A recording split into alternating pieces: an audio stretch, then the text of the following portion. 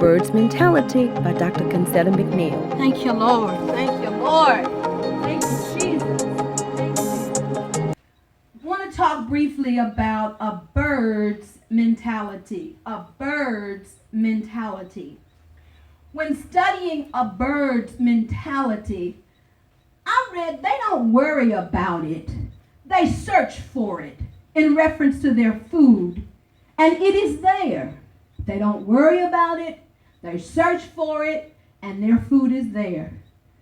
So today I want to say, don't worry about it. Search for it. Seek, and ye shall find. Seek the Lord while he may be found. When we worry, it takes away from our ability to function as well as we should. When trouble, crisis, etc. arise, and we are called to action, let's search and find a solution. You may feel overwhelmed and disappointed because you are not the first one or the first group to pursue or to go up. Try not to worry because you are not the early bird getting the first worm. The first worm doesn't have to be the last worm. Sometimes the best is saved for the last. Ask the wedding party guest about best wine made by Jesus that was saved for last. There is a very familiar verse that says, first shall be last, and last shall be first. Have you ever stood in a long line, waiting, and suddenly a new line opened up, and the folk in the rear heads off to the new line? Or have you ever been in a brainstorming group, searching for ideas, writing them down, putting them into action, and at the last moment, God reveals a brilliant idea that supersedes all the other ideas, an idea that brings about a faster blessing, an idea that blesses a larger group of people. He that lack wisdom, the Bible tells us, let him or her ask of God, who giveth liberally. He's not holding back. Ask for wisdom and allow God to give it. Talking about a bird's mentality. Isaiah 30:18, and therefore will the Lord wait, that he may be gracious unto you. And therefore will he be exalted, that he may have mercy upon you. Psalms 107, 8 through 9.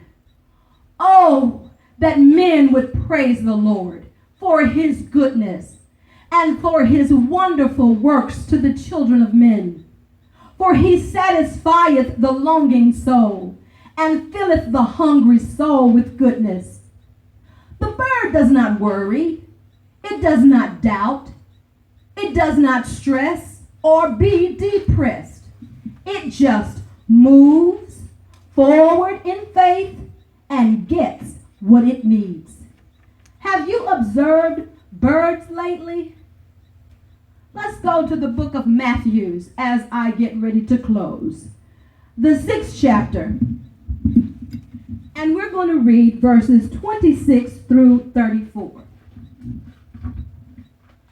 Again, that's Matthew, the 6th chapter, verses 26 through 24. Look at the birds of the air, for they neither sow nor reap nor gather into barns, yet your heavenly Father feeds them. Are you not of more value than they? Which of you by worrying can add 1 cubit to his stature? So why do you worry about clothing? Consider the lilies of the field, how they grow. They neither toil nor spin. And yet I say to you that even Solomon in all his glory was not arrayed like one of these. Now, if God so clothes the grass of the field, which today is and tomorrow is thrown into the oven, will he not much more clothe you, O you of little faith? Therefore, do not worry, saying, what shall we eat? Or what shall we drink? Or what shall we wear? For after all these things the Gentiles seek. For your heavenly Father knows that you need all these things.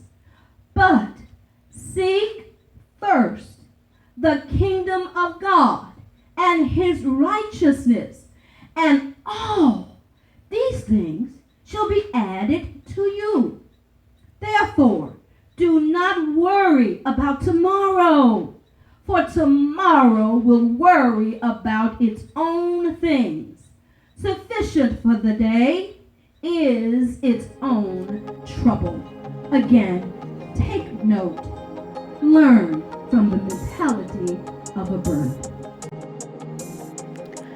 To make a contribution, use Cash App $UR1703. That's Cash App UR1703. To purchase one of Concetta's books, go to cmbooks.equid.com, amazon.com, or upperroombastrop.com. God bless.